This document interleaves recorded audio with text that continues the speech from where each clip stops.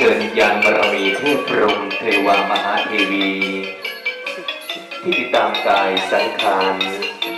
มาร่วมสร้างบารมีกับพ่อท่านพระครูธรรมสรคุณได้เปิดญาณทิพย์เปิดบารมีมีจิตยินดีกับกายสังขารที่ได้มาสะสมบารมีบนยอดเขาคริสเชอร์รูตอนนี้ขอโอกาสกราบขอความเมตตากราบอาราธนานิมนต์ท่านพระครูธรรมสรคุณข้าเขียนขันพระเจโรเทพเจ้าแห่งเขาคริสเชอร์รูอธิษฐานบารมีอธิษฐานบารมีอธิษฐานบารมีจุดเทียนชัยเป็นมหามงคลชัยแก่พิธีกรรมพิธีการกราบรัตนาด้วยความเคารพ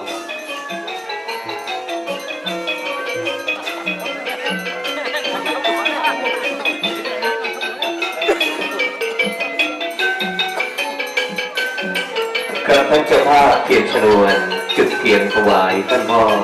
มืออธิษฐานจิตให้บุญกุศลในการเป็นเจ้าภาพเทียนชัยจงเป็นประทีปเป็นแสงสว่างในการประพฤติปฏิบัติธรรมน้อมนำมาซึ่งบุญญาบารมีและอธิษฐานให้เป็นแสงสว่างนำทางครอบครัวของเราประเทศชาติของเราให้พบกับสันติสุขและพบกับแสงสว่างอันโชติช่วงชัชวาลจุติโลมหาปาทีโปเทวะพุทธาโลจุติโลมหาปาทีโปเทวะพุทธาโล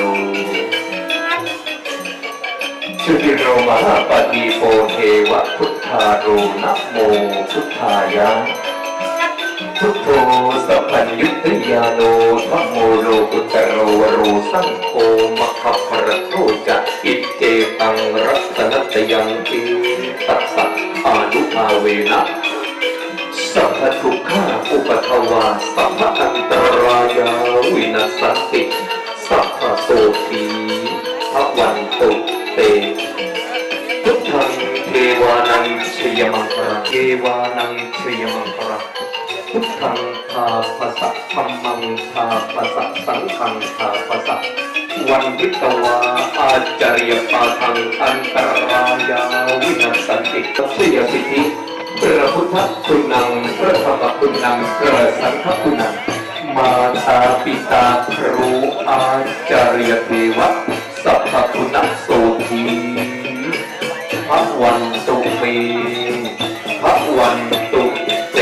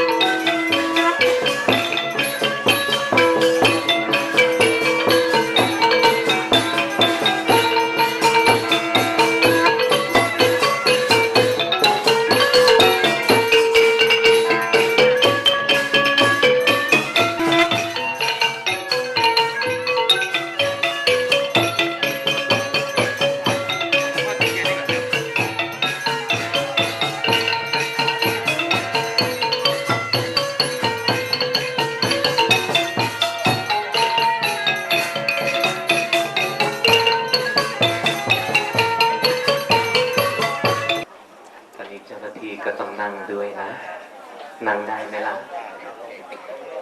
ถ้าเจ้าหน้าที่นั่งด้วยจะสวยมากเลยนะเพราะว่าเราจะได้รับบารมีองค์พระสัมมาสัมพุทธเจ้าพระพุทธพระธรรมและพระสงฆ์ด้วยนะหลวงพ่อบอกว่าให้เจ้าหน้าที่นั่งทั้งหมดเลยเจ้าค่ะแบ่งกันคนละครึ่งต้นกลับไปจะเกิดความน้อมใจว่าคนนั้นไปเขาลงมาได้ดีแต่ทำไมเราขึ้นไปเราจึงไม่ได้ดีบางครั้งมีส่วนในการกระทำทั้งกายวาจาและใจต้องเป็นส่วนสัมพันธ์ที่ดีด้วยการรับเทศพรหมเบื้องบนการรับคุณพระรัตนตรัยนั้นถ้าเราน้อมจิตให้ดีแม้ว่าเรามองไม่เห็นแต่สิ่งที่ดีๆก็จะเกิดขึ้นกับตัวและครอบครัวของเราก่อนที่พราหมณ์จะตั้งสักเกเชิญเทพเทวาท่านผู้ที่ร่วมบูชาขันครูบัดนี้น้อมจิตถึงครูบาอาจารย์พราหมณ์จะเชิญครูเป็นปฐมฤกษ์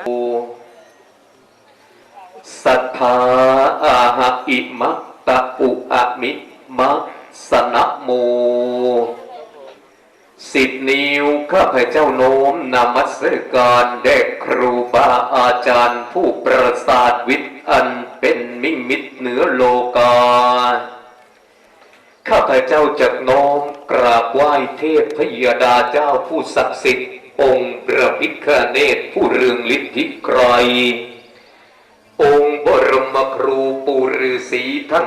108 พระองค์ผู้รู้ไสยศาสตร์โหราจารย์เชิญท่านมาอภิบาลปกป้องเกตทั้งปิตุเรศชนนี้เชิญท่านมาเป็นสักขีพยานให้แก่ข้าพเจ้าพราหมณ์สังทองซึ่งจะได้ท่องพระคาถาอาคมให้บริสุทธิ์และศักดิ์สิทธิ์เป็นนิมิตดีแก่พิธีการโอมกำเนิดประวิสูตรพราหมณ์เจ้าปลุกประวินัยพราหมณ์จะใช้พระขันโอมปลุก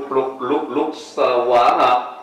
พราหมณ์เจ้าปลุกทั้งตัวนะพราหมณ์เจ้าปลุกทั้งตัวโมพราหมณ์เจ้าปลุกทั้งอิติปิโสนาวะพระพุทธเจ้าพราหมณ์เจ้าปลุกพระธรรมเจ้าทั้ง84,000 พระธรรมขันธ์พราหมณ์เจ้าปลุกทั้งอิติกันไตรพราหมณ์จะปลุกประสูติทั้งพระวินัยทั้ง8 พระคัมภีร์เข้าสู่ลานพิธีรอยพระพุทธบาทยอดเขาคริชกูฏด้วยเอหิมะนะโมพุทธายะยะธาพุทโมนะยะนะโมพุทธานะภูโมมัทพุทธรัตถารึงยะกรึงเกรสวาพุทธังกรึงธัมมังกรึงสังฆังกรึงด้วยนะโมพุทธายะมนุษย์ยังโอมเครืองพระนารายณ์จะแผลงฤทธิ์พระอาทิตย์จะแผลงแสงพระจันทร์จะสำแดงพระสมีพระธรณีไหววันสนันอยู่เกลือนกลุ่มกลุ่มกลมพระโพธิ์ศพมีกำลัง400,000 ช้าง3 บวงสรวงสักการบูชาเพื่อขอบคุณเทวดาฟ้าดินอินพรหมที่ทรงมีเมตตาประกอบพิธีการดูแลรักษาปวงสัตตบุรุษพุทธบริษัทผู้เดินทางขึ้นมาประกอบกุศลวัตรบนยอดเขาคริชกูฏให้สวัสดีมีชัยในพิธีการจะได้ถวายสักการบูชาสังเวยบวงสรวงประกอบพิธีการอธิษฐานจิตเปิดปากปิดงานนมัสการรอยพระพุทธบาทบนยอดเขาคริชกูฏจังหวัดจันทบุรีแห่งนี้จงปรากฏไปทั่วสกลจักรวาลนกรบัดนี้ด้วยเถิ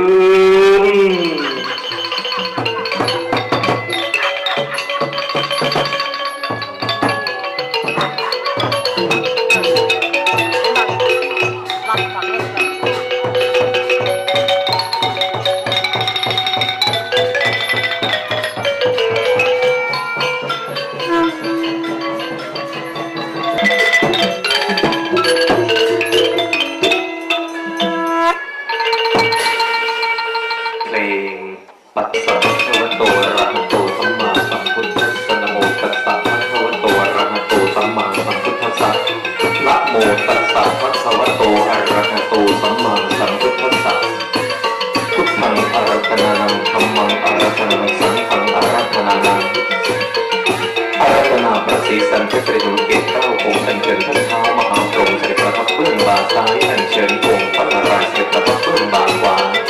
อัญเชิญพระแม่คงคาเสด็จประทับเป็นน้ำลายอัญเชิญพระ บานอัญเชิญพญานาคราชเสด็จประทับเป็นสร้อยสังวาลอัญเชิญพ่อประการเสด็จประทับเป็นหัวใจด้วยอิทธิฤทธิ์อันเกรียงไกรแห่งองค์บรมครูผู้ประสิทธิ์ประสาทวิชาการพระรามจะอ่านองค์การเทวะใดๆจงเป็นมหามงคลชัยแก่ทุกรูปทุกนามที่ได้อธิษฐานจิตอยู่บนยอดเขาพิชิตภูและตลอดนี้เป็นต้นไปโอมเจตุโกจามหายันตังอัปรสันตังเปรปาทาสันตังวิกฤงเทเรประสิทธิเมประสิทธิเตสิทธิกิจจังสิทธิกัมมังสิทธิกริยันตถาคโตสิทธิเตโชเทวิจังปรมังสุขังอธิตะเตโชชัยไตรตรึงทั่วโลกธาตุอาราธนาบรมครูประสิทธิ์ประสาทองค์การเทวะประสิทธิ์ครั้งต่างตั้งจิตอธิษฐานด้วย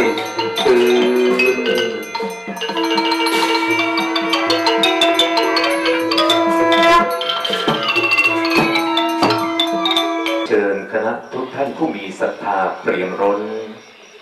น้อมกล่าวอาราธนานิมนต์ญาณบารมีแห่งองค์บรมครูพ้องเทวดาและมนุษย์ทั้งหลายประทับเป็นประธานเปิดสายญาณบารมีนะโมตัสสะภะคะวะโตอะระหะโตสัมมาสัมพุทธัสสะนะโมตัสสะภะคะวะโตอะระหะโตสัมมาสัมพุทธัสสะ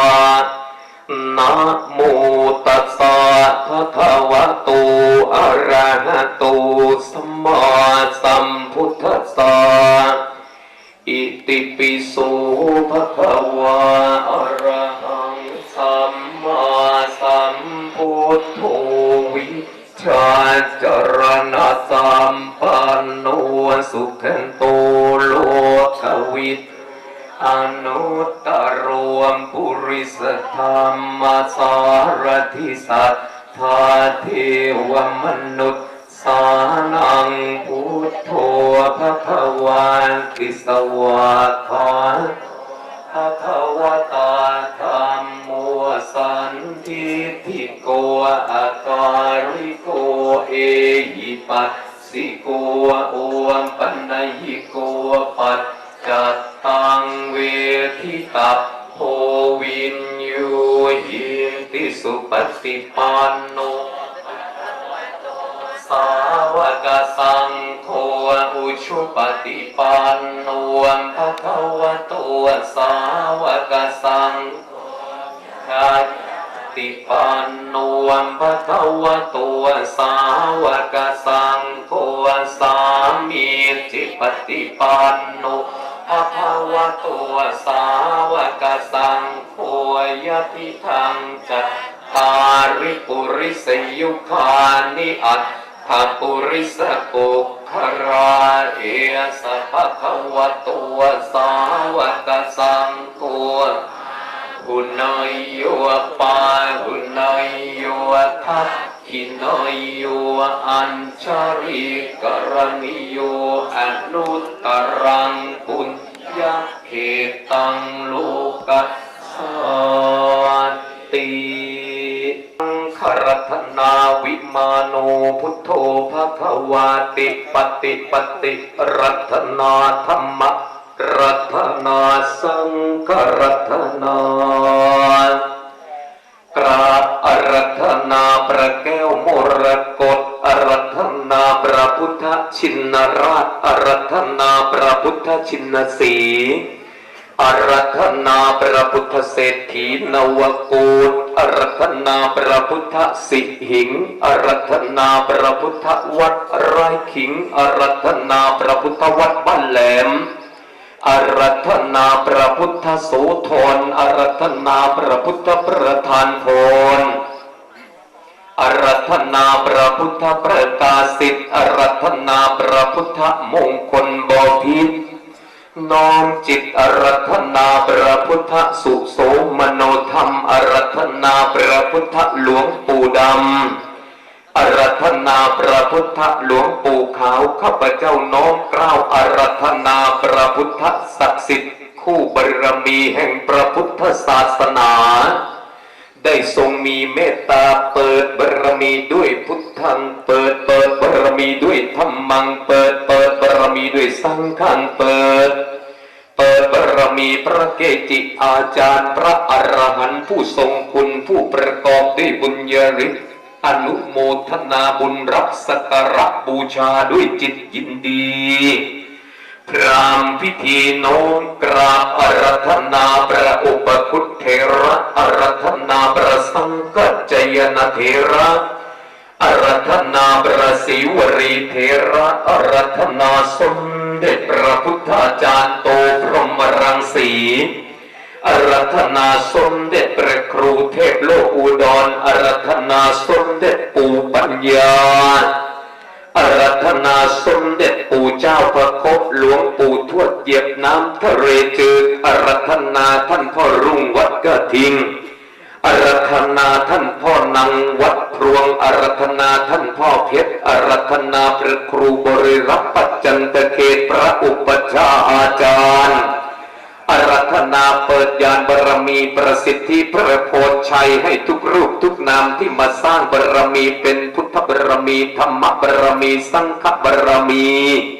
เปิดบารมีให้ทุกกายสังขารที่มาสร้างบารมีสั่งสมไว้ตั้งแต่อดีตชาติถึงปัจจุบันชาติ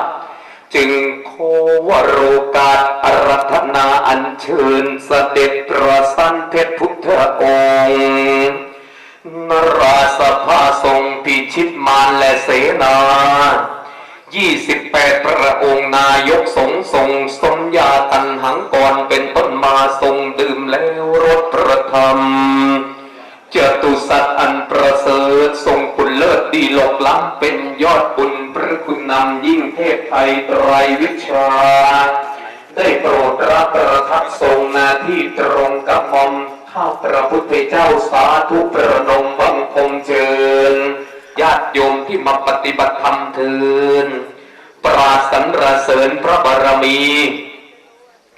น้อมอัญเชิญพระธรรมอริยวิสุทธิสีประทับจักขุอินทรีย์ให้นัก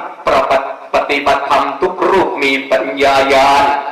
น้อมอัญเชิญประสังฆวิสุทธคุณาจารย์อาราธนามาสถิตปฏิสถานอุระคณะญาติโยมทุกท่านอย่ารู้ใครจิตรดาเบื้องซ้ายพระโมคคัลลานะสถิตสถาพรความพระอานนท์ประชุมชนประนมกรพระราคุณอุดมพรสถิตร่วมเจรัญญาสายพระกสบนิราชพบกิตติมาคู่กับพระมหานามะกราบอาราธนาท่านมาสถิตปาฏิสถานด้วยบารมีแห่งองค์พระพุทธผู้โสภิตผู้เรืองอิทธิฤทธิ์อุดมญาณจอมพระมุนีวีรหาญไตรวิชาประภากรดุจหนึ่งดังดวงพระอาทิตย์แรงร้อยพันแสงสอนอาราธนามาบรรจบเป็นเบญจพระเถระผู้เรืองสีสถิตอยู่นุราชญาติโยมทุกคนที่เข้าร่วมพิธีเสน่ห์ดีไมตรีตาม80องค์นับประสาวกมนสาธกเรื่องนามเรื่องเดชทุกโมงยามด้วยรีราที่คุณคงอาราธนาสถิตอยู่ทั่วทุกส่วนท่านน้อยใหญ่ประทับทรงเป็นคุณจำเริญมงคลเลิศประเสริฐศรีน้อมอัญเชิญพระปริตอันศักดิ์สิทธิ์ในแดนตรีเมตตาและปราณีบริรักษ์มิตรราชไทยณเบื้องทิศบูรพาพรัตนสูตรธรรมาวุธนั้นเกลียงไกลทิศทักษิณก็ลือชัยเมตตาสูตรพระพุทธมนต์ทิศปัจจิมอกชักสูตรพุทธาวุธวิเศษล้นทิศอุดรมหามนอังคุริมารสูตรเสริมคันธโมลปริตตังจักริปฏิเฉลิมอาตานาตสูตรเติมประคันเพชรพาเด็ดมานกราบอาราธนามาเป็นพิดานกั้นมารอากาศให้ปราชเกษมสาร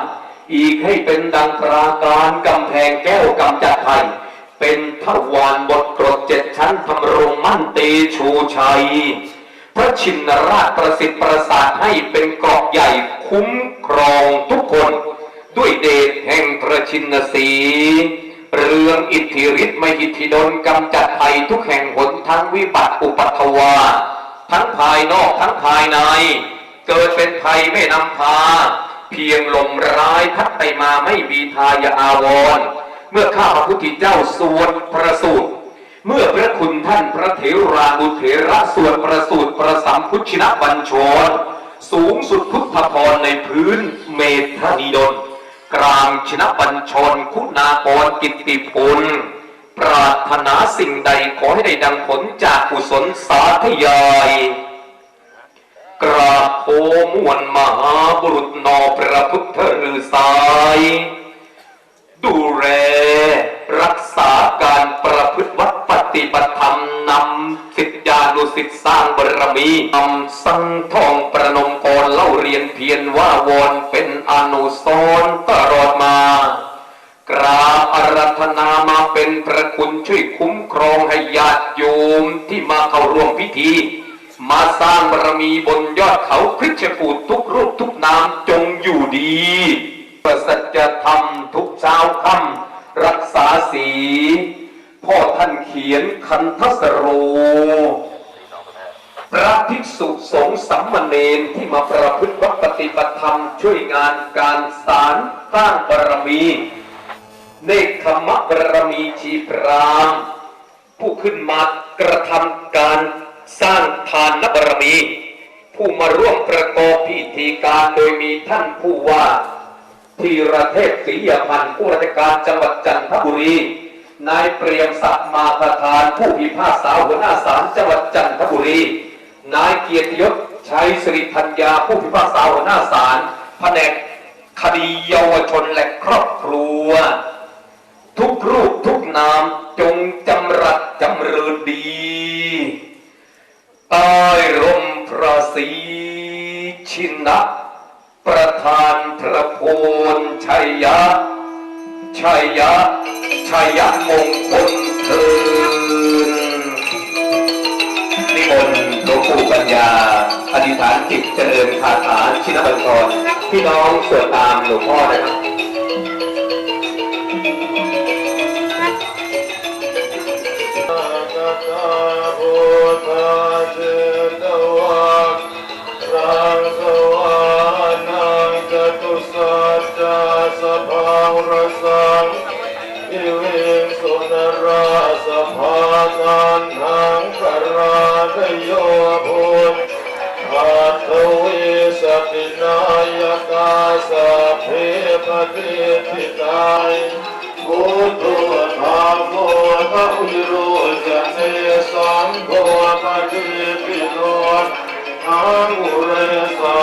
คุณาคาโรหัตเยเมอนุโรธสาริปุตโตจะคาทิวันเนมัยอะระโกโสมัยอังคะเนนิจากติตาสิคุณาคาโรทุนโนอังกุริมโร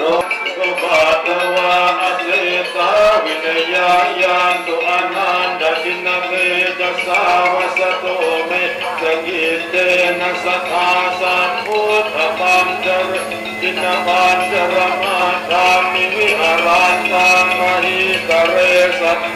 มาเรตุมันสัพเพเตมหาปุริสัตมาหิเจวะมันโตสุขุโตสุรังโคดินานุภา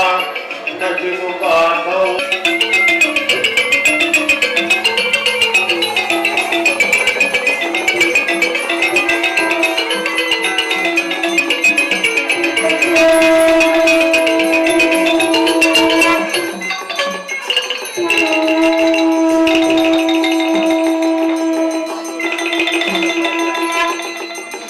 โม